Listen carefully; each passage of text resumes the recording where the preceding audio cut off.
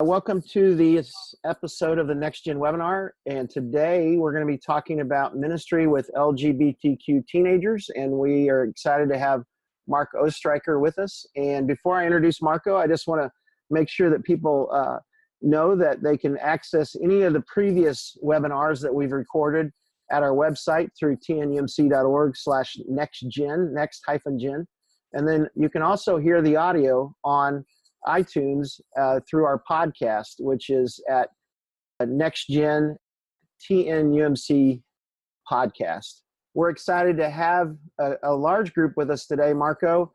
And so if you're not familiar with who Marko is also, his real full name is Marko Oestreicher, and he's a veteran youth worker and founding partner of the Youth Cartel, which provides resources and training and coaching for church youth workers. He's the author of more than 70 books, including What's Right About Youth Ministry. Marko is a sought-after speaker, writer, and consultant. He lives in San Diego, and that's where he is today, and with his wife, Jeannie, and he has two young adult kids, Max and Riley. And so you can follow him on Twitter at Marko's Beard. And so, Marko, welcome. Glad to have you here. We look forward to hearing what you have to share with us today. Awesome. Should I just dive in then? Yeah, let's dive right in. And then you can just sort of regulate and let us know when you're ready for questions from folks. And like I said, if they have questions, they might type them there. And then for those of you that are watching this recording or listening to the podcast, if you do have questions that you would like to ask of Marko, you can send those to us through our website at tnumc.org/nextgen. So Marko, welcome. Thank you for sharing your knowledge with us today. Absolutely. I see Chris is seriously jamming out to his background tunes at the coffee shop there. Okay, well, let me tell you a little bit kind of where I'm going to go. I'm going to, given the format that we're using here, I'm going to kind of talk at you for probably about a half hour. Tell you some of my story, why this topic has become important to me. And then I'll kind of wrap up my time with just a handful of some axioms that I've come to believe about this topic, ministry with LGBTQ teenagers. And then we'll have a good amount of time, hopefully, for questions. In many ways, I should probably say I don't know that I'm an authority on this subject. I've become a reluctant authority or a reluctant spokesperson on this.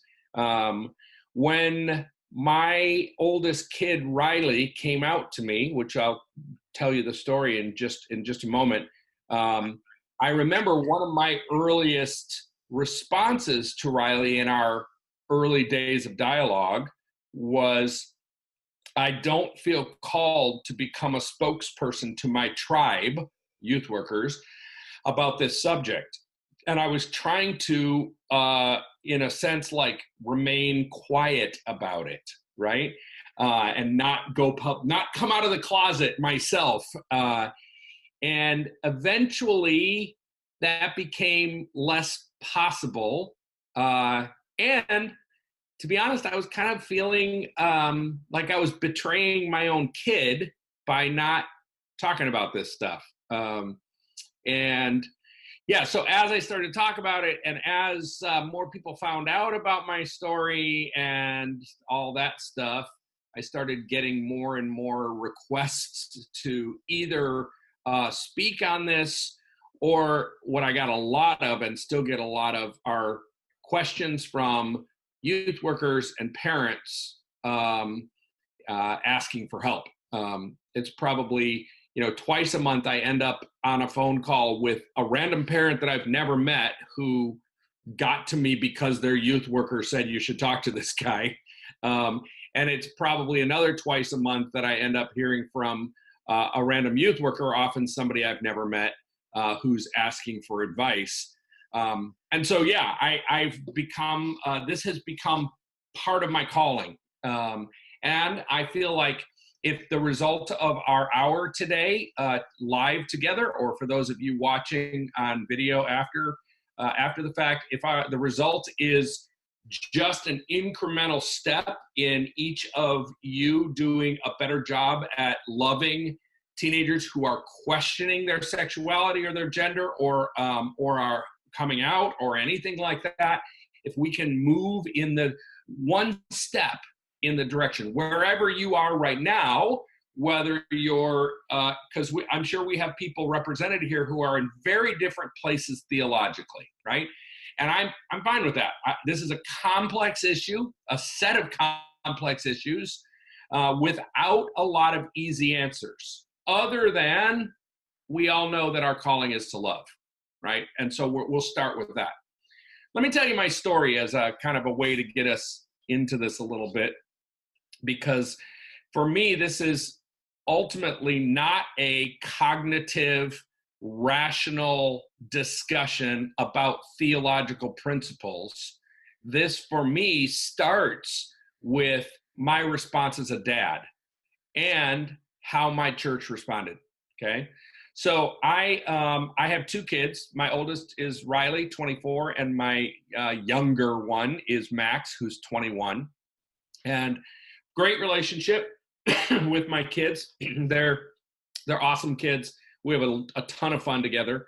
We're all going to be in Chicago together this weekend, where Riley's currently living, and we're all very, very much looking forward to that. As a junior in high school, Riley, who was then Liesel, came out to my wife and I as bi, and then just shortly thereafter as gay. And for about a year and a half, we kind of walked that road together. That one didn't really throw me for a big loop. It was definitely some things for me to wrestle with, but was not the real challenge for me. The real challenge came when about a year later, Riley came to us and said, "I'm trans, and I want to transition to being a guy." And that was hard for me in a whole different way. Like, the first coming out brought up all kinds of questions for me, but the second one hit me at an identity spot, because I had for 18 years, I had very much had a big part of my identity rooted in being the dad of a daughter. And a daughter that I had a really good relationship with. So this wasn't an estranged relationship with a kid that I didn't know well. And it surprised me, and I hadn't seen any indication of it. This, by the way, was the desire to transition to being a guy only lasted for a half a year at the most, and then Riley settled into a place where they still are today, many years later, as saying, "I'm gender neutral or gender queer." Mostly Riley uses the term gender queer. Changed their name to Riley, which it initially was a nickname, but became more of a permanent thing, and uses plural pronouns, they, them, their. That took me alone, that one issue of the pronouns, took me a solid 2 years to figure out. And it wasn't primarily because I was wrestling with the moral consequences of using different pronouns, as much as it was just, I'm a bit of a grammar Nazi, so it was really hard for me to figure out how to do that. I will say Riley gave me a ton of grace during that period, and continues to.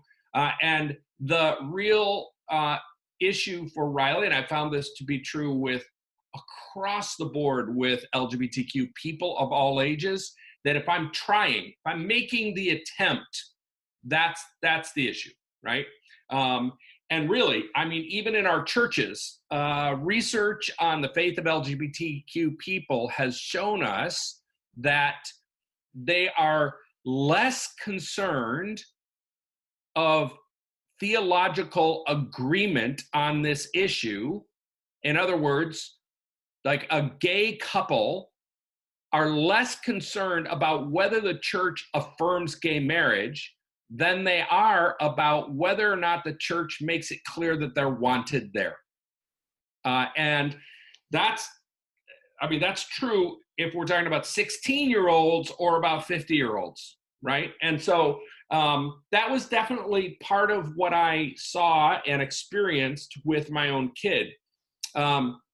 So Riley did have top surgery, which means they had their breasts removed and moved to a more neutral place gender-wise, and would today, I think, consider themselves bisexual and genderqueer.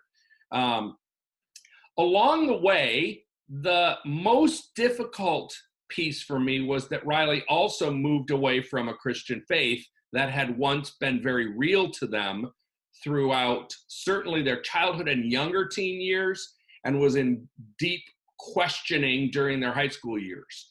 Riley was very, very proactive as an upperclassman in high school about seeking God and trying to figure out if this was real.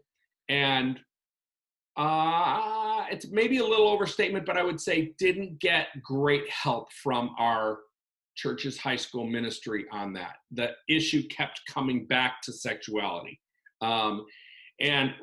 And I think this is a little bit naive on Riley's part, and in some ways not fair, but Riley would say it was because of the response of our high school ministry staff that they are no longer walking with Jesus or as a Christian, okay? That's been the harder part of all of this for me. However, it's because I know the intentionality with which Riley sought God in those years, it has allowed me an ability to release control, because I can't really change it anyhow, and to kind of firmly stand on a belief and a hope that this is God's responsibility, and that if Riley's going to have a re-engagement with faith, that it's going to come because of God's work, not because I preach at Riley all the time, right? So during those years that Riley was still a teenager, Riley was still extremely involved in my church's youth ministry. I should clarify, I'm not on staff at my church because my day job is leading the Youth Cartel, but I've been a volunteer. I've been attending this church for 19 years, and I've been a volunteer in the youth ministry there the whole time. My primary involvement is that I lead a junior high guys small group. So I've been a volunteer in the junior high ministry for 19 years in a row.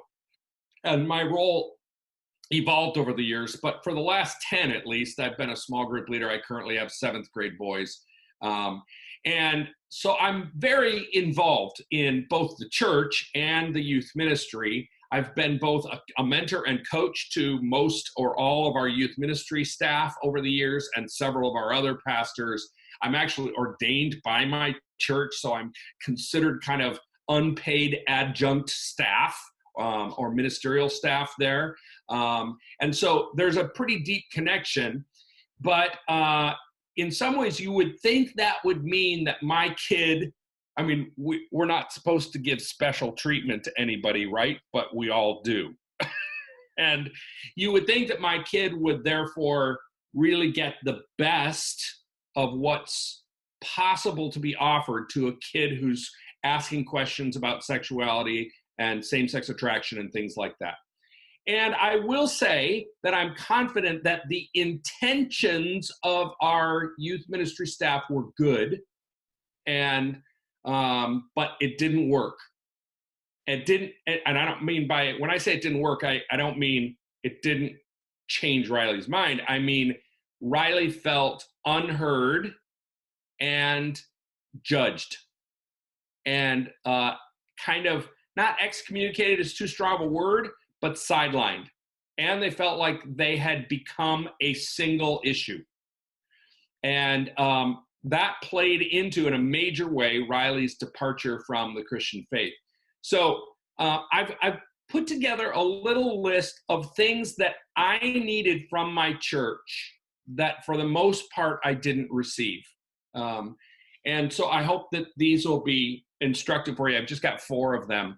The first is I don't want or need judgment on me or on my child. That seems obvious, but it's amazing when I walk through this how many comments and reactions come off as judgment. So the internal attitude of the youth worker can come off as judgment, even if that's not what you're trying to communicate or what you think you're communicating. So when a question is asked of me as a parent, like, what do you think went wrong or what caused this? My brain interpreted that as judgment. That might not be fair, but that's how it felt to me, right? So it felt like a judgment on my parenting, and it felt like a judgment on my kid. And that was divisive for me. Like, that was putting a wedge between me and the youth worker in a way that lowered my esteem for them, made me not want their help as much because I wasn't sure that their help was going to be helpful. I wasn't sure it was motivated by the right things. It felt like it was sometimes motivated, fair or not, it felt like it was motivated sometimes by how this would look or what problems this would create in the church. And I'm sure you can all understand that because we all deal with those kinds of things on a multitude of issues, right? But I don't think you all deal with parents that are a pain in the butt at times. I don't think I was being that. I was trying to be open and generous, but I needed help, right? Second thing was I really want compassion, but not pity. Pity feels like judgment. And I find myself instantly distancing myself. This is still true today. I find myself distancing myself from people who express pity or reveal it in their face or body language. So I do want you to ask how I'm doing. Please acknowledge that parenting can be tough. Please ask how you can help. But I really struggle when people say, I'm sorry for you, or even a nonverbal, with sad faces, because that sounds like an inference that my kid doesn't meet your approval. And so maybe what I really need is the same thing that my child needs. I need to know that you still want my kid there, even if they don't fit your idea of the ideal youth group kid. I'll say that again. I need to know that you still want my kid there, even if they don't fit your idea of the ideal youth ministry kid. Third thing that I needed from my church, I want you to celebrate all that is good and beautiful and true about my child and my relationship with my child. I need you to name those things that are good and beautiful and true. I don't need you to quote Bible verses to me. I'm not discounting the importance of the Word of God here. But anybody who is wrestling with this topic, parent or kid, almost anybody, maybe if you're dealing with a 12-year-old, they might not know the verses yet, but pretty much anybody who's been around the block, once on this topic knows what the Bible says. They might not know how to interpret that, but they know the clobber verses, and so quoting those is not actually helping me. Instead, it's just being divisive. By the way, side comment before I get to the fourth one here. We, the Youth Cartel, developed a book that released earlier this year in January, and it was really part of my whole journey on this thing. When we decided to release a series of 4 Views books, we knew that the first one had to be the topic of this webinar. It had to be on 4 Views of Pastoring LGBTQ Teenagers. I'd really strongly encourage you to read that book. Thumbs up from Chris, thank you. I general edited it. I wrote the intro. I revealed this story that I'm telling you right now. And I wrote an appendix on this story and specifically the points that I'm giving you right now, the things that I needed as the parent of a trans kid. And then there are 4 other views on this with a wide variety of perspectives. One thing that I learned in the process of that book, probably the only thing that all 4 views said, even our most conservative contributor, said was that it became clear to them at some point that love the sinner, hate the sin does not functionally work. And we need to move away from that idea and definitely move away from saying it. Okay, it doesn't work. You can't be disgusted with someone and love them. Okay, it doesn't work. Maybe in a conceptual way it works, but in a pragmatic relational way it doesn't. The fourth thing that I would say I really learned is that I need you to get uncomfortable, youth worker. I need you to get uncomfortable and go overboard in communicating, we love you and want you here, to my kid, without qualifications. And that was where I think some of the disconnects were. There was, whether it was ever said quite this way or not, the general communication was, we want you here, but, right, there was a qualification to it. And that created not only distancing for Riley that had giant implications for their faith, but it created a wedge between me and the youth ministry staff. Now, my church was going through its own wrestling with these subjects at the time, not unlike your denomination, my friends. My church has been on a very interesting journey from being coincidental, because the church's name is Journey, because it was and still in many ways, well, it's a non-denominational, conservative evangelical church, but has on many issues moved over the last decade in ways that have been really encouraging to me, who's a little bit more progressive. I definitely am more progressive than my church. For instance, my church used to have female pastors, and they've changed on that, and they do now. And so I'm encouraged by that kind of change. And I've seen change on this topic. They've moved to a place where they really genuinely want our church to be a place that is welcoming to gay people. And that trickles down into the youth ministry area. I would probably say it's actually more true in our junior high ministry than it is in our high school ministry. For some odd reason, they operate fairly independent from one another. So that's probably more of a reflection of the leadership in those areas. But our church genuinely wants that, while they are still on the slightly, if the continuum is here and there's a break point in the middle, they're just on the conservative side of that line, okay? But for instance, they don't talk about this from the pulpit. They say this is a living room conversation, not a pulpit conversation. And we do things like, in my church, we don't have baby baptism, but we have child dedications, and they do child dedications for gay couples, which always causes about 5 families to leave the church every time that happens. So they've taken some risks that have been encouraging to me. Let me switch gears a little bit. By the way, if this isn't obvious to you yet, I meant to say this earlier. One thing I'm not going to talk about in this half hour or so, I'm not going to unpack different theological positions.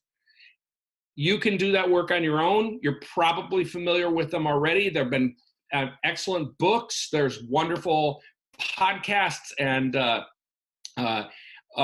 YouTube videos and other sources to find those if you're not familiar with them. At the very least, let me state something that's obvious to, I'm sure, most of you.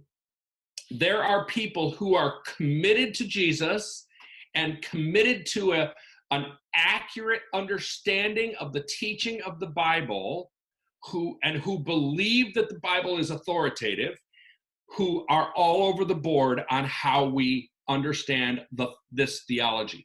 And probably the one thing these days in the world of youth ministry that drives me nuts more than anything else is in the various Facebook groups for youth workers, when I see people who just assume that everyone has the same theological position that they have, and that is the one and only accurate one. And so we need to really be intentional about being open to learning. I love, years ago, one of my kind of a good friend who's a theologian said, I'm very confident in what I believe, but I look forward to discovering, to having God reveal to me what I am currently holding on to as a belief that is not good enough. And so that I can do the work to replace it with a better belief that is more in line with God's desires for my belief. And I hope we would all have that posture. Let me give you a little bit of some research. I mentioned earlier this research study about the faith of LGBTQ people. And it comes out of a book that I found immensely helpful. Maybe some of you have heard of Andy Marin. He wrote one of the earliest really helpful books on this question. It was called Love is an Orientation. It's a great book. But his last book, which came out maybe 2 years ago, might have been a little more than that, is called Us versus Us, The Untold Story of Religion and the LGBTQ or LGBT Community. It is based on, it's basically the reporting on the largest study ever done of the faith of LGBTQ people. They did this study, and I thought it was very interesting that when Andy did the study, he wanted to make sure that people couldn't criticize their research method, that they actually had accurate research that wasn't biased by the researchers, by himself and the others. And so he brought on 2 advisors to the study who were both world-class sociologists. One of them was Mark Yarhouse, who maybe you've heard his name. He's written quite a bit of books for the evangelical world on both same-sex attraction and as well as transgender stuff. He wrote a book that I think is helpful, but I have some questions about it, called Understanding Gender Dysphoria. If you want to understand a little bit more about the various Christian responses to transgenderism, that would be a book that you could read. So Yarhouse was brought in as one, and then the other is a guy who's a leading sociologist, but he is an atheist and an out-practicing gay man. So the 2 of them together had to collaborate to ensure that this data, this research, was accurately done without bias. There were a ton of fascinating findings, including the one that I already mentioned about how gay people are less concerned about you agreeing with their lifestyle or anything like that than they are about your clearly communicated and lived out desire to have them there. Okay, but I want to bring out another really key finding from that study because it has giant youth ministry implications. So when they were doing the study, they found that this huge percentage of LGBTQ people said that they had a background in church. And the surprising thing was that number, that percentage of LGBTQ people who had a background in church, of regular church attendance at some point, was about 10%, more than 10%. I think it was about 12% higher than the national average of Americans who have some kind of a background in church, whether they go to church now or not. And when they first saw that number and saw that it was higher than the national average, they assumed we made a mistake. We did something wrong. And so they went back and dug into their questions and tried to figure out, how did we mess this up? It doesn't make sense. A subset like this, especially people like LGBTQ people, should have a smaller percentage, one would assume, than a higher percentage. And so they dug into it and they found, no, everything's right. This is an accurate number. Why is this? And as they dug into some of the open-ended questions and started transcribing those and collecting the information from those, they discovered what they unanimously, the researchers, what they suggest is the reason for this unexpected gap. And it's this, that somewhere in the middle school years, this is not a youth ministry book, none of the people involved have any youth ministry experience or expertise, but they specifically called out the middle school years as the time that people who are starting to realize that they have same-sex attraction and haven't gone public with it, usually to anyone yet, those people who don't have a background in church, whose families don't go to church, start going to church on their own without their families often, or maybe they would drag their family along. And the reason is I am trying to rid myself of this thing that is scary to me and that I don't understand. And I'm not even sure I believe in God, whoever God is. Maybe God can help me with this, and specifically, maybe God can get rid of this for me. And so they end up coming to church and often to youth group as middle schoolers. So listen, all of us have, if the percentages hold true at all of us have had kids who start coming to church and our youth group because they're trying to figure this out. Then the research shows that that's encouraging. The sad news is the vast majority of LGBTQ people who were part of church and or youth group during their teenage years, specifically if they started telling anyone about it, which often happens in the later teen years, they experience rejection and judgment and end up leaving.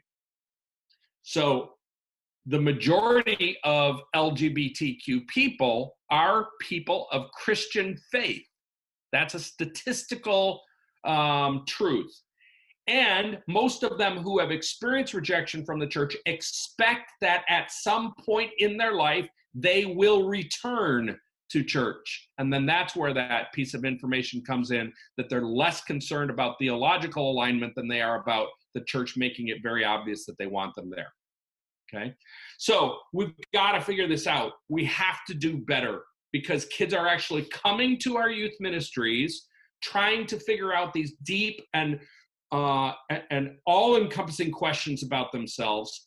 And then when they express this, the questions that they have, the perspective, even some of the conclusions they're starting to come to, they experience, for the most part, rejection and end up leaving the church. So we've got to do better, right? And I think you all agree on that, and that's why you're on this webinar. But that's just a little statistical background for you. Okay, I want to give you 4 axioms before we move to some Q&A time. So instead of a policy, because one of the things I've realized over the last few years of really thinking about this more and more is that it's pretty tough to come up with a policy that's super helpful. So more than a policy, I want to encourage you to embrace some practices. First of all, first one, every story is unique, and a one-size-fits-all policy is regularly going to come up short in its helpfulness. So yes, develop some practices for how we will respond to kids coming out in their small group or sharing with their small group leader, I think that maybe I'm gay, right? Or maybe I'm thinking I might be trans. Yes, develop some practices. But a policy is gonna be problematic for you. I'm just telling you what I've observed, because as soon as you create a policy, you're gonna find that the next story that comes down the road doesn't fit the policy, right? Yes, some practices about what will we do about summer camp when a trans kid wants to be housed and their parents want them to be housed with their preferred gender. Yes, some practices, but be really cautious about developing policies. In order to develop those practices, you're going to have to do some reading and some wrestling and really thinking about stuff. And you're going to have to involve more than your youth ministry. I hope you realize that, right? This is not the kind of thing that you want to develop in isolation and just hope that you can ask forgiveness from your SPRC later on, okay? Good luck finding your next job, okay? Second axiom, I've come to believe very strongly that one cannot work out her approach to ministry with LGBTQ teenagers apart from relationships with real LGBTQ teenagers, or at least LGBTQ adults with church experience who can reflect on what it was like for them as a teenager, okay? And so you can't do this in a vacuum. You have to interact with real people who are asking these questions. And if you don't know any teenagers who are asking these questions, then find an adult who can help you understand what it was like for them as a teenager. And here's the news flash. They're not hard to find. And almost all of them will be very happy to talk to you. A friend of mine was sharing with me just a few weeks ago how he asked a bunch of people. This was a extremely conservative guy, okay? If I said his name, you'd know who he was. He's kind of a well-known son of an even more well-known apologetics kind of a guy, right? And he said he was starting to ask a bunch of people questions, gay people questions about their experience as teenagers. And the most common response he got initially from people were tears of gratitude that someone was even asking, right? So if you don't know a gay person, ask somebody. Who do you know? I mean, just it seems we treat this so weird. It doesn't have to be weird. I mean, here in San Diego, I know that I could pick up the phone and call the San Diego LGBTQ Center and say, hey, I'm a local youth worker, and we're trying to do better at the way we respond to kids who are experiencing same-sex attraction or are coming out. And I'm wondering if there are some people that I could chat with. And they're not going to say to you, you're an awful, terrible person. They're going to want to help. So I would encourage you, start some dialogue, get to know some people, and don't create your approach to ministry with LGBTQ people in a vacuum. Third axiom, we have to commit together that it's okay to say, I don't know. And so when a kid comes out to you and in the very first question asks, can I still, let's say they come out as trans and ask, can I stay in my single gender small group? Of course, they wouldn't say it that way, but you know what I mean. It's okay to say, I don't know. I like my friends at Saddleback Church. You guys know it's a very conservative Southern Baptist church. They have very universally across their whole youth ministries with their volunteers and their paid staff taught everyone that it is legitimate to say maybe yes, maybe no. That's how they say it, right? And let's walk this together, because anytime a question like this comes up, it's okay to acknowledge, I don't fully understand this. Man, transgender stuff is really complex. And I mean, I've been walking this road and reading books and in dialogue, not only with my kid, but now that I've got a trans kid, we've got lots of other trans kids around our house all the time too. I've been in dialogue with a ton of them. I still feel like I understand about 10% of it, right? Because I've never walked that road myself. And so it's okay to say, I don't really understand and I don't know. It's okay to say, I don't know what our church's response is going to be. Let's figure this out, okay? I think that is a courageous and honest and even God-honoring response. It's definitely honoring the kid, okay? Now, the last thing, my last axiom I want to give you is maybe the most pragmatic thing that I'm going to say in our time together. And I want to give you the single most critical aspect of all of this is knowing what your first few sentences are going to be. Anytime a teenager says to you, hey, I want to have a conversation, I'm feeling like I might be gay. Or maybe they say, I've known forever that I'm gay and I've never told anybody, or whatever, right? Any of these kinds of comments or questions, I think all of us need to know deeply burned into our brains what our first 4 lines are going to be. And I want to encourage you, we have to be committed to training every single one of our volunteers to have these 4 lines ready. So when that kid starts a conversation, by the way, we do not out kids. So you don't go to a kid and say, I'm wondering if you're gay, right? We create a safe atmosphere for them to bring things up, right? Here are the 4 sentences, and each of them could be unpacked, but they're very short. Number 1, thank you for your courage. This is our first response. for a kid to express these questions or statements of belief about themselves to any adult in the church requires a massive amount of courage. They are most likely fearful that they will experience rejection, but they're choosing to trust a relationship that they think maybe they won't experience in that. And so if your first response is, thank you for your courage, you are validating who they are and their desire to seek truth, okay? Thank you for your courage. I know that was hard, and I really appreciate that you trusted me with this. I promise you that I'm going to do my best to be worthy of that trust. Second statement, God loves you. Many of them will be wondering, either consciously or subconsciously, does the very questions I'm asking, let alone what I'm feeling or the attraction or the thoughts I'm having, whatever, does that mean that God rejects me? There are so many messages from the church that most of our kids have somehow come into contact with, even if it's simple as seeing the Gods Hate Fags stuff, that they will kind of have this understanding that it's possible that this means I can no longer be a Christian or that God rejects me. So to clearly state, I want you to know more than anything else, God loves you. And this does not change. Wherever this goes, this does not change God's love for you. So third one, we love you. We love you here.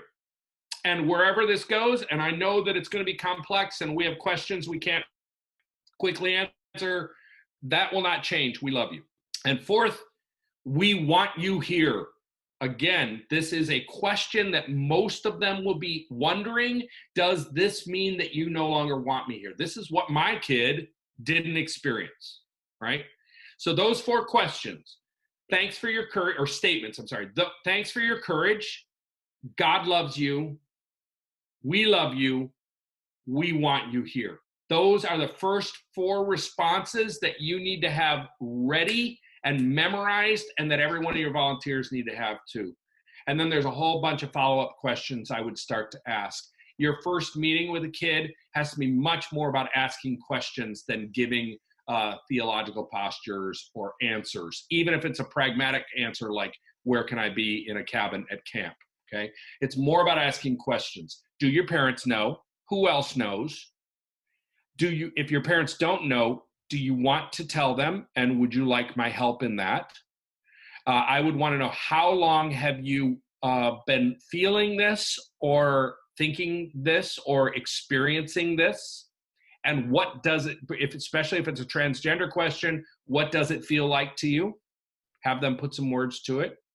I actually really questioned, I would say even doubted Riley being trans, because we'd never seen any indication of it. It's not like Riley was really tomboyish or butch or anything. As a junior hire, Riley was super into hairstyling and being very feminine, had multiple boyfriends, right? So we never saw any indication of this. And it felt like when Riley first came out, it felt to my wife and I like it was just Riley trying another new risky thing, which Riley has always done. And so it took quite a while of me asking questions. I will also tell you, Riley asked that my wife and I go to a support group for parents of trans kids at our local LGBTQ center. And I went so reluctantly. Like, I did not want to go. I thought it was going to suck, and that it was just going to be a room full of freaks, and I was going to quickly see, well, of course your kid is that way. Look at you, you weirdo, right? That's kind of how I went, honestly. And I was shocked. We only went about 4 times, but I was shocked to discover that they were really normal people. And they had gone through all the stages that I was clearly going through, even myself. So, yeah. Okay. What questions do you have? All right, so I've got a question that was asked on the chat line. Actually, could you go back and repeat what you said, the second axiom? Just repeat what you said there. Yeah. We had somebody ask for that to be repeated. Yep. Yeah, it was a long sentence. Yep. One cannot work out his or her approach to ministry with LGBTQ teenagers apart from relationships with real LGBTQ teenagers. Got it. Okay. Or at least without relationships with gay adults or trans adults or whatever who can talk about their teenage experience. Okay. And I think like did you find that the LGBTQ center in your community could become a resource for you? That was a question that was asked. It was, what are some resources that there are to recommend to parents and to teenagers? Yeah, it was definitely a resource for me in the early days of us wrestling with the trans stuff. But I didn't ultimately need it in the long run. I had enough relationships with friends who were gay that I didn't need the center for that. But I definitely know youth workers who say, I don't know that I know a gay person. So if you don't know that you know a gay person, then an outside resource like that might be helpful. My guess is that question, though, wasn't really about that kind of a thing. It was more about books, right? Yeah, probably was. I just, when you talked about the center, I thought, let's see if that could also be a resource. So is there a book that you would recommend a youth worker provide to a parent of a teen who has had this conversation with them, and also have had the conversation with their parents, and so the parents asking for resources? I mean, the short answer is no, but the longer answer is yes. So I will tell you that I have not found the perfect book to hand to parents, but there are some books that are helpful. So even our 4 Views book, which is written for youth workers, I've had a ton of parents tell me it was super helpful for them because it unpacks different ways of responding and prioritizes what are the most important things, right?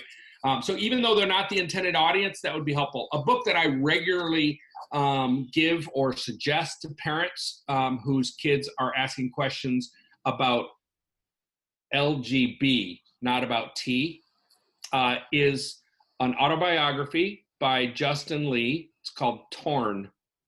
I think the subtitle is something like Rescuing the Church from the Gays versus Christian Debate, or something like that. Torn. Justin was the founder of the Gay Christian Network. He's a really good guy. He grew up in a very conservative context. In high school, he was known as the Bible guy or something like that because he always carried his Bible around his public school. And when he finally acknowledged that he had always been same-sex attracted, when he acknowledged that to himself, he went on a multi-year search to try to figure out, what does God really want for me? He had a pre-commitment that I'm not just going to impose my beliefs or desires onto Scripture. I really want to understand what God's desire is for me. So he went into a search. So the book is autobiography, but it also unpacks a bunch of theology. It talks about why gay therapy doesn't work, and reveals the statistics on the fact that it just doesn't work, and a bunch of other stuff. Now, I always tell parents when I give them that, especially if I know that they're a little bit more conservative, I will tell them, you don't have to agree with his conclusions. And I know him enough to say he would not require you to agree with his conclusions. And yet, I think this book will be very helpful at getting into the mindset of what a teenager at this age is wrestling with. There are books very specifically written to parents for this question. I haven't found the ones that I've read to be all that helpful. They're just too judgmental. Mm-hmm. Yeah. Okay. How to fix your kid, right? Yeah. Kind of thing. Yeah. And Justin spoke at the summit one year, I think, right? Yeah, he did in Nashville, right? Yeah. He spoke at the summit the year we did. That was really my public coming out, by the way, as the dad of a gay and trans kid, was at that event. Where we did a whole session with 6 speakers, and he was one of them, and I was one of them, right? Yeah. All right. Those are the two questions that were asked of me, and also in the sidebar, I have put links to those books that he's referenced. Are there questions that others would like to ask? Hey, Marko. Hi, Jenny. It's good to see you. You too. I do have a question for you. One of my kids, I am becoming convinced that she has a call to ministry. Mm-hmm. She's a young gay woman in her junior year of high school, and the UMC doesn't know what we're doing on this issue right now. Right. So how do I encourage her in exploring that call in the midst of our denomination's conversations?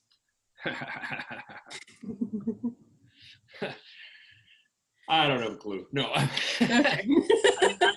Such a softball question. I mean, if you think she has a calling, I would say that you need to encourage her in her calling, but then you also need to be honest about the fact that it's not yet clear whether that's going to be able to be lived out within the United Methodist Church or not. Right? Yeah.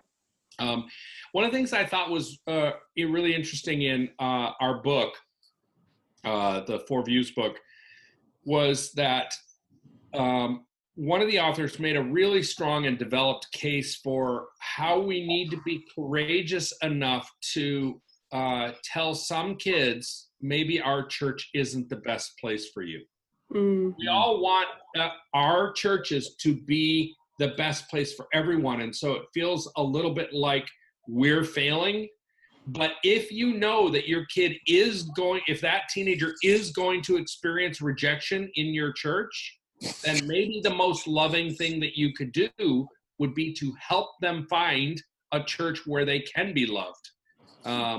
Right? Now, I would say that wouldn't be my first response, right? Because I want, for one, I mean, remember, my context is mostly with junior hires.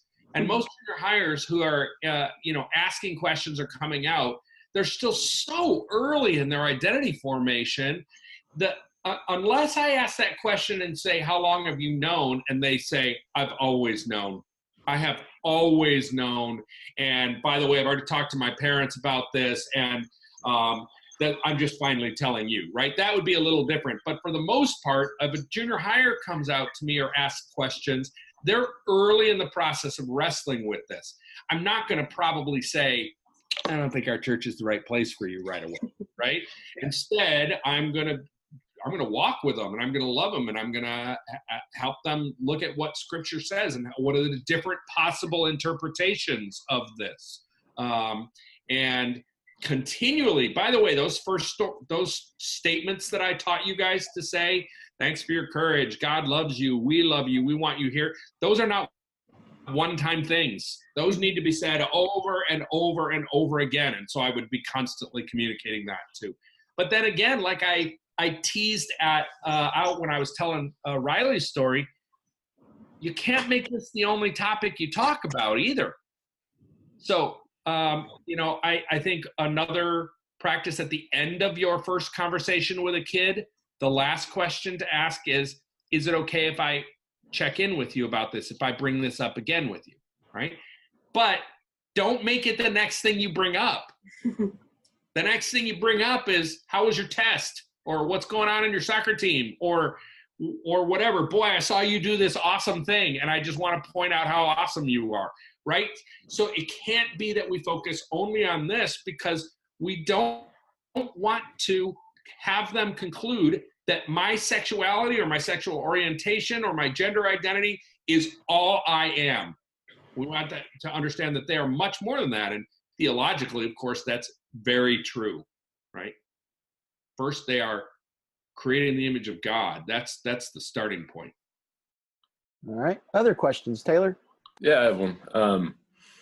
So where, I guess the other side is, where would you work on mediation with, I want to say, for lack of a better word, more resistant parents who are not the other parents, let's put it that way, the parents not of the child. You know what I'm saying? Yeah. That is a sticky point, isn't it? Yeah. Yeah, I mean, no question. If you, for example, if you decide we have a kid who's transitioning and we have single gender small groups,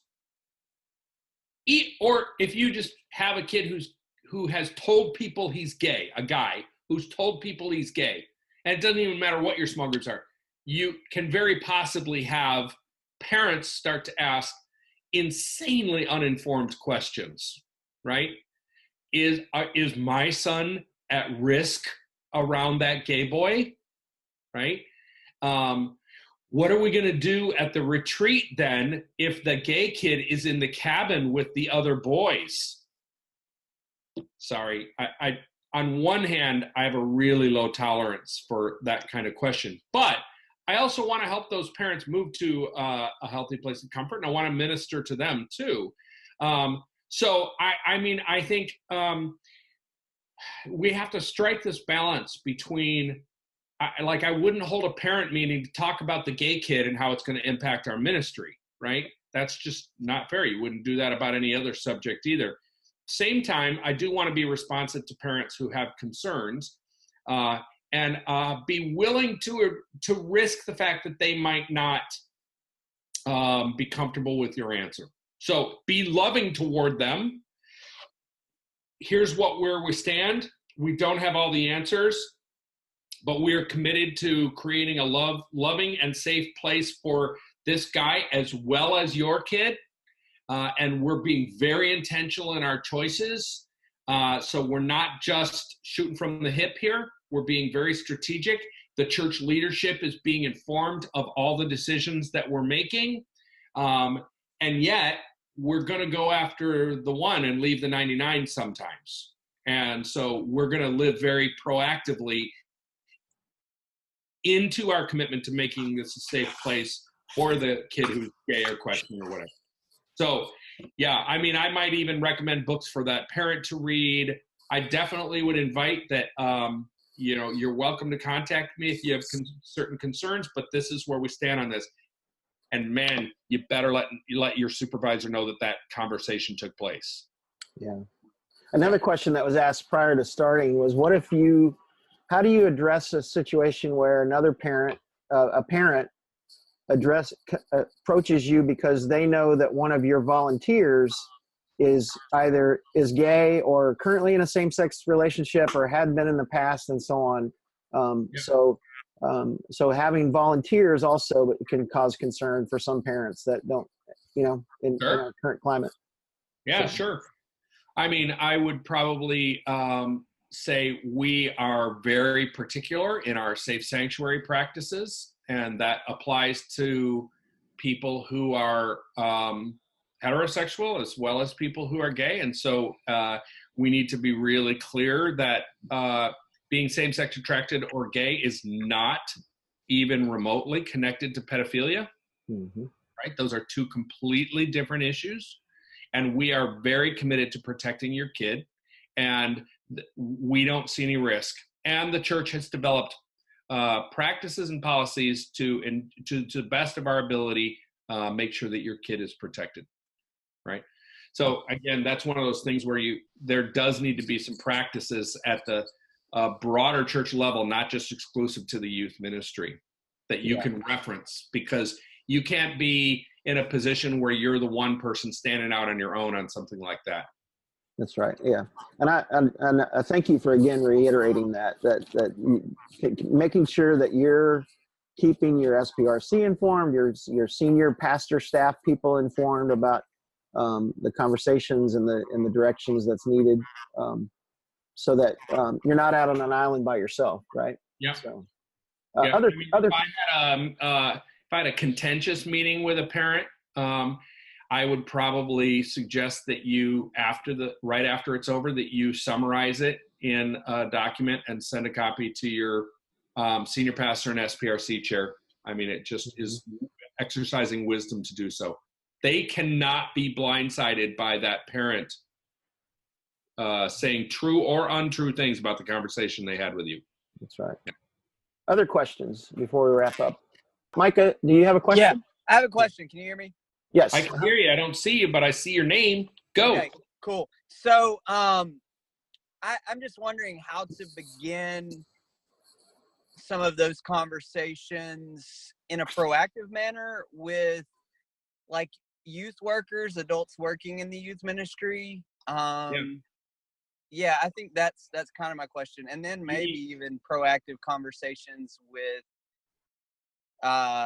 supervisors, senior pastors, staff, And you that mean, kind of thing. when you say with volunteers, you mean about how they work with teenagers or about their own lives? You mean about how they work with teenagers, right? Teenagers and practices and Yeah. that sort of thing. Yeah, I mean, I think it'd be very legitimate to hold a specific training on this subject with your volunteer team, and train up. Give them some of the stuff that I've talked about. Train them in what is it? I mean, people confuse like gay and transgender all the time. Help people understand what those even are. Why? I would say like with junior high ministry. I'm more comfortable with using language of same-sex attraction rather than being gay because their identities are still so malleable. I don't want to confirm something that might not yet be true, right? Whereas with a 17-year-old, it's often a little bit of a different situation. So talk about those kinds of things and definitely train them in those first 4 responses. So yeah, that's where I would go. I would absolutely bring it up. Everybody should be training our volunteers in this and having the dialogue. Of course, while we're not going into theological positions here in this webinar, you might need to do so a little bit more with your volunteers because your church has something. Even if your something is, we're committed to not having a formal position, your team needs to know that. Yeah. Right? Because they could very easily assume one of the two more, let's call them the more ends of the spectrum on this, and that wouldn't be in alignment with your church. So, yeah, I think that that's very critical to train them in. Yeah. Maybe it's obvious in some of your churches, but I work with a lot of youth workers in a lot of Methodist churches, and a lot of them have kind of remained in this nebulous kind of space, which actually is great. I wish you guys would all embrace that a little bit more, right? I love one of the guys who wrote for the 4 Views book. His posture was that his church wrestled with this for 2 years, and they decided with a lot of disagreement, but where they came unanimously was they decided we are going to be inclusive, but we're not going to use the language of affirming. So we're going to be radically inclusive, but not affirming. The reason for that, and it was gay people on the team that put the policy together, who said, if we use affirming, then that excludes the people who don't theologically agree with this, and we don't want them to experience the exclusion that we have often experienced. Wow. So we want to be inclusive, right? Man, that's the pathway forward for Methodism. Right. Thank you for solving that. Can you go to St. Louis in February? That's the way forward. That's right. Well, Marko, Micah, did you have a follow-up or you good? Hey, can I make a 1-minute pitch before we wrap up? Yeah. I was going to ask you. So, Marko, I participated in a youth minister coaching program, and I know there's some others that are on the call that have as well. So, I hope that was your pitch, but I'd like for you to pitch that, but also whatever else you want to pitch about the Youth Cartel. If you're not familiar with us, I hope you'll check out our website and consider like the resources that we have for sure. But the main thing that the cartel does is the youth ministry coaching program. It's a year-long whole life leadership development program for youth workers. I see a few graduates on the screen right now. 4 exactly is what I see at the moment. It is a focus on developing your deeper thinking and your ability to create and lead from values and lead change and things like that. It is really particularly sweetened for people who already have been around the block a few times in youth ministry. Our best participants are those who have 7 to 30 years of experience. And we're currently filling a new Nashville cohort that we expect to launch probably in the spring. We have 7 of the 10 spots filled right now, so we only have 3 remaining. We've had 475 people go through this program so far, And it's just been deeply, deeply transformative. So if you know peers of yours who have gone through it, you can ask them about it. Feel free to shoot me an email, and I'd be happy to send you more information. Yeah, and so if you have questions about that and you want to reach out to Marko or to me, I went through it in the Nashville cohort, and I know that Chandra that was on here, it went through a cohort that was in North Georgia, even though she lives in the Nashville area. So it was a transformational opportunity for me to go through, and then I also got to do some coaching with a group that came through a few years after me. So. What else you got cooking? There's a new book coming out that you're taking orders for right now. Yeah, our next 4 Views book comes out in early January. It's pre-ordered right now at $4 off. It's called 4 Views on Talking to Teenagers About Sex. Good stuff. Good stuff. We're not supposed to talk about sex, are we? So, Yeah. Anything else you want to share? No, that's it. Merry Christmas.